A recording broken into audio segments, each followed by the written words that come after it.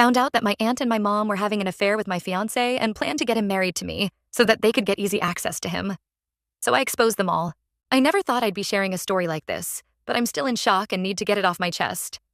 3 months ago, my entire world came crashing down when I uncovered a web of betrayal involving my fiancé, my aunt, and even my own mother.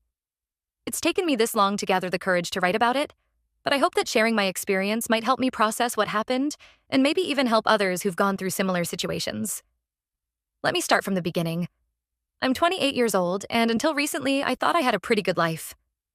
I have a stable job as a marketing manager, a close-knit family, and I was engaged to a man I thought was the love of my life. How quickly things can change. My story begins with my Aunt Melanie, my mom's younger sister. Melanie has always been a big part of our family.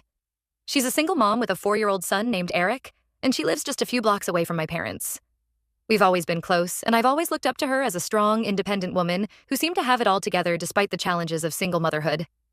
About a year ago, Melanie introduced me to Martin. She said he was a friend of a friend, and she thought we might hit it off. From the moment I met Martin, I was drawn to him. He was handsome, charming, and seemed genuinely interested in getting to know me and my family. He worked as a successful real estate agent, and I was impressed by his ambition and the way he carried himself. Our relationship progressed quickly. Martin was attentive, romantic, and seemed to tick all the boxes of what I was looking for in a partner. He got along well with my parents, was great with Melanie's son Eric, and even my friends approved. I thought I had hit the jackpot. 6 months into our relationship, Martin proposed. It was a magical evening. He took me to a beautiful rooftop restaurant overlooking the city, got down on one knee, and presented me with a stunning diamond ring. Of course, I said yes without hesitation. I was on cloud 9, feeling like my life was falling perfectly into place. We decided to have an engagement party at my parents' house to celebrate with our family and close friends. The day of the party was beautiful, warm and sunny with a gentle breeze. My mom and Aunt Melanie had gone all out with the decorations, stringing twinkling lights in the backyard trees and setting up elegant tables with flower centerpieces. I felt like a princess in my new pale blue dress, and Martin looked dashing in his tailored suit. As we greeted our guests, I couldn't stop smiling. My dad was, beaming with pride, shaking hands with everyone, and bragging about his little girl finding such a great guy. Even my mom, Rebecca, seemed happy. Though looking back, I realized there were signs that something wasn't quite right. Throughout the party, I noticed my mom looking worried and distracted at times. Whenever I asked if everything was okay, she'd brush it off, saying she was just emotional about her daughter growing up so fast. I didn't think much of it at the time, chalking it up to the emotional nature of the event. I also caught my mom and Aunt Melanie having hushed conversations several times during the party. They'd be huddled in a corner, speaking in low voices, but whenever I'd approach, they'd quickly change the subject or claim they were just reminiscing about old times. Again, I didn't think much of it then, but now I wish I'd paid more attention. The engagement party was a success, and in the weeks that followed, Martin and I started making plans for our future together. We talked about where we wanted to live, how many kids we might want, and all the exciting adventures we'd have as a married couple. I was so caught up in the romance of it all that I failed to notice some red flags that, in hindsight, should have been glaringly obvious. One thing that struck me as odd was Martin's behavior whenever he'd visit our house. He'd always ask about Melanie, how she was doing, if she'd been around lately, that sort of thing. At first, I thought it was sweet that he was showing interest in my family, but the frequency and intensity of his inquiries started to feel a bit strange. Still, I brushed it off, telling myself I was lucky to have a fiancé who cared about my family. Another thing I noticed was that my mom seemed to be spending more time with Aunt Melanie than usual.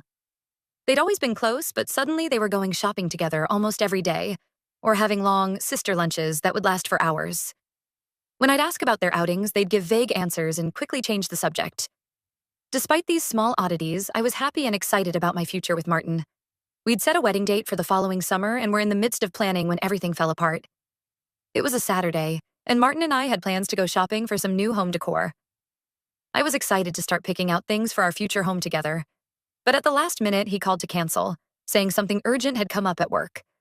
I was disappointed but understood that these things happen, especially in his line of work. Since my afternoon was now free, I decided to see if Aunt Melanie wanted to go shopping instead. Her house was so close that I didn't bother calling first. I figured I'd just pop over and surprise her. When I got there, the front door was locked, which was unusual. Melanie almost always left it open during the day. Not wanting to disturb her if she was napping, I remembered the spare key hidden behind a loose brick near the back door. I let myself in quietly through the kitchen, planning to surprise her.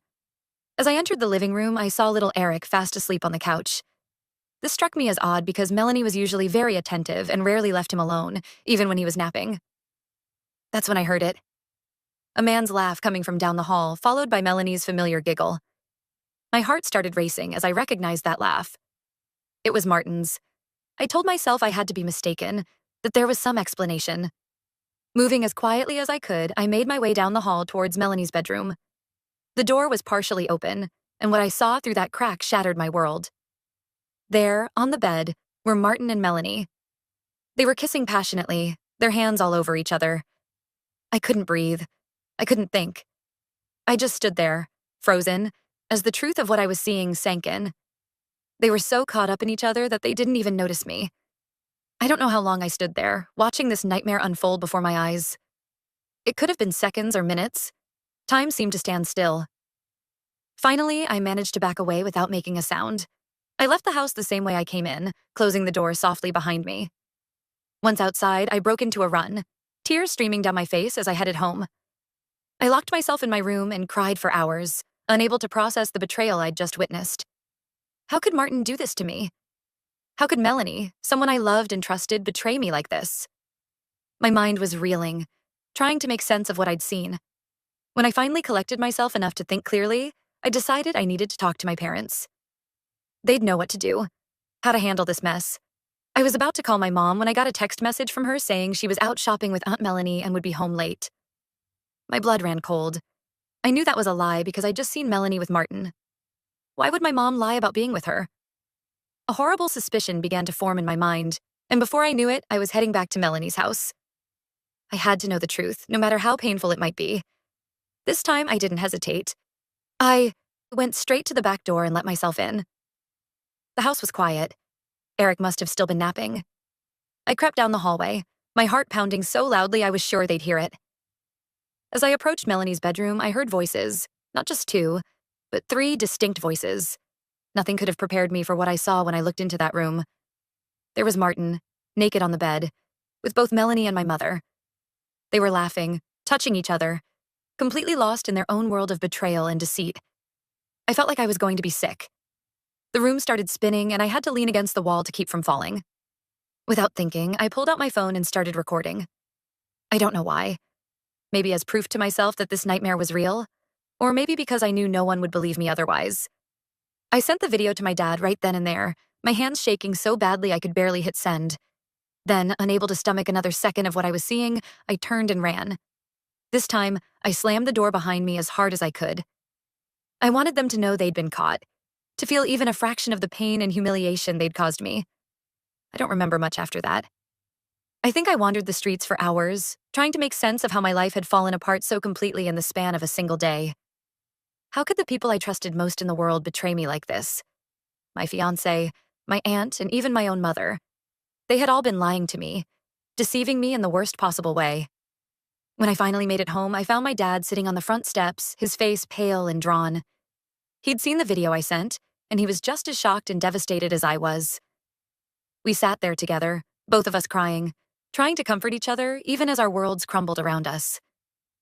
The next few days were a blur of confrontations, tears, and anger. Martin tried to explain, claiming it was a one-time mistake, but I knew better. My mother begged for forgiveness, saying she'd gotten caught up in something she couldn't control. Melanie tried to justify her actions, saying she had needs that weren't being met. Their excuses and explanations only made me feel more hurt and disgusted. My dad and I made the decision to cut ties with all of them. He started divorce proceedings against my mom, and I called off the engagement, throwing the ring back in Martin's face. We both blocked their numbers and social media accounts, unable to bear hearing their voices or seeing their faces. It's been 3 months since that day, and I'm still struggling to come to terms with what happened. My entire life feels like it was built on lies. The people I loved and trusted the most turned out to be the ones who hurt me the deepest. I've been going to therapy, trying to work through my anger and pain, but it's a slow process. My dad has been my rock through all of this. We're both hurting, both betrayed by the women we loved, but we're supporting each other as best we can. We've moved out of our family home, unable to bear the memories it held, and are starting fresh in a new apartment across town. I'm not sure what the future holds. The trust I had in people has been shattered, and I don't know if I'll ever be able to open my heart to someone again. But I'm trying to take it one day at a time, focusing on healing and rebuilding my life. If anyone has been through something similar or has any advice on how to move forward from this kind of betrayal, I'd really appreciate it. Thank you for letting me share my story. It helps to know I'm not alone in this struggle. Update. It's been 3 months since I last posted about the devastating betrayal I uncovered involving my ex-fiancé, Martin, my Aunt Melanie, and my mother. First, I want to thank everyone who reached out with kind words, shared their own experiences, and offered advice. Your support has meant more to me than I can express during this incredibly difficult time. A lot has happened since my original post, and I wanted to update you all on where things stand now. It's been a roller coaster of emotions, but I feel like I'm slowly starting to see a light at the end of this very dark tunnel. As you might expect, my engagement to Martin is completely off. After I exposed their affair, he quickly left town, probably to avoid facing the consequences of his actions. Good riddance, I say. I hope I never see his face again. The ring he gave me? I sold it and donated the money to a charity that supports victims of domestic abuse. It felt good to turn something that represented so much pain into a force for good. My father and I have stuck together through this whole ordeal. When he received that video I sent, he was just as shocked and devastated as I was. It didn't take long for him to make the decision to divorce my mother. He's cut all contact with both her and Melanie. It hasn't been easy, but we're both slowly picking up the pieces of our lives. We've moved out of our family home and found a small apartment across town. It's been an adjustment, downsizing and starting over, but it's also been cathartic in a way. We're creating a new space that isn't tainted by the memories of betrayal. Dad has been amazing through all of this. He's dealing with his own pain, but he always makes sure to check in on me and offer support when I'm having a tough day. My mother did try to apologize and explain herself, but neither my father nor I are ready to forgive her. The betrayal runs too deep, and the trust that's been broken feels irreparable right now. She sent letters, left voicemails, and even tried to corner me at my workplace once. I've made it clear that I need space, and if she can't respect that, I'll have to take more drastic measures. Through all of this, some ugly truths have come to light. It turns out that Martin and Melanie had been in a relationship for 5 years before I even met him. 5 years. Melanie's husband had left her years ago, but she couldn't marry Martin because she would lose the child support payments for her son, Eric. So they kept their relationship a secret, playing the roles of doting aunt and charming family friend. But it gets worse. About 2 years ago, Melanie introduced my mother to Martin, and they began an affair as well. I still can't wrap my head around how my own mother could do this to me and my father. The level of deception is staggering. All those times I saw them whispering together, all the secret smiles and inside jokes. It was all part of their twisted game. The most sickening part of all is that Melanie came up with a plan to have Martin marry me. Their twisted logic was that if Martin was my husband, both Melanie and my mother would always have access to him. They could continue their affairs right under my nose, using family gatherings and casual visits as cover for their deception. They were willing to sacrifice my entire future, my chance at genuine love and happiness, just to satisfy their own selfish desires. Looking back, so many things make sense now. The hushed conversations I'd overhear between my mother and Melanie, the worried looks my mother would sometimes have, Martin's constant questions about Melanie. It was all part of their elaborate scheme. I feel so used and manipulated. These were people I trusted completely, and they were playing me for a fool. My father and I are in therapy now, both individually and together. It's helping us process our emotions and start to rebuild our lives. The therapist has been great, helping us work through our anger and pain, and teaching us coping mechanisms for when things get overwhelming. It's a long road, but I feel like we're making progress. I'm focusing on my career and spending time with friends who have been incredibly supportive throughout. This whole ordeal, I've thrown myself into work, taking on new projects and responsibilities. It helps to keep my mind occupied, and the sense of accomplishment I get from doing well at my job has been a much-needed boost to my self-esteem. My dad has found his own ways to cope. He's thrown himself into his work too, but he's also started taking cooking classes as a way to occupy his mind and learn a new skill. It's been good for him, giving him a creative outlet and a sense of achievement. We've started having weekly dinner nights where he tries out his new recipes on me. It's become a special bonding time for us, a bright spot in all this darkness. We're taking it one day at a time. Some days are better than others, but we're making progress. The pain and anger are still there, but they're not as raw as they were in the beginning. We're learning to live with what happened, to accept that we can't change the past, but we can control how we move forward. To those who asked in the comments of my original post, no, we haven't pressed any charges or taken legal action beyond the divorce. We just want to move on with our lives and put this whole ugly chapter behind us. The divorce proceedings are ongoing, and while they're not pleasant, we're both committed to getting through them as quickly and cleanly as possible. I'm not sure what the future holds, but I know I'm stronger for having gone through this. Trust doesn't come easily to me anymore, but I'm working on not letting this experience make me bitter or closed off to the possibility of love in the future. My therapist is helping me work through these trust issues, reminding me that not everyone is like Martin, my mother, and Melanie. It's a slow process, but I'm learning to open up again, bit by bit. One positive thing that's come out of this whole mess is that I've reconnected with some old friends who I'd lost touch with over the years. When news of what happened spread, because in a small town, news like this always spreads, several of my high school and college friends reached out.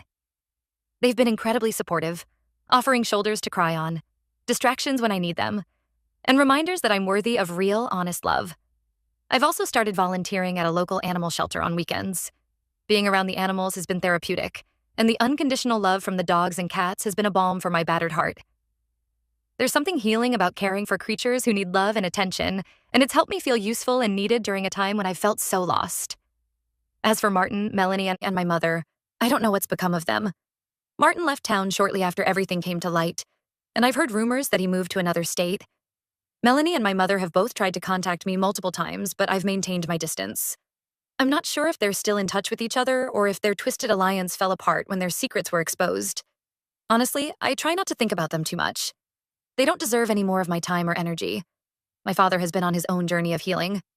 He's joined a support group for people going through divorces, and I think it's been helpful for him to connect with others who understand what he's going through. He's also rekindled his passion for photography, something he loved when he was younger but gave up when life got busy. Seeing him find joy in something again has been really heartening.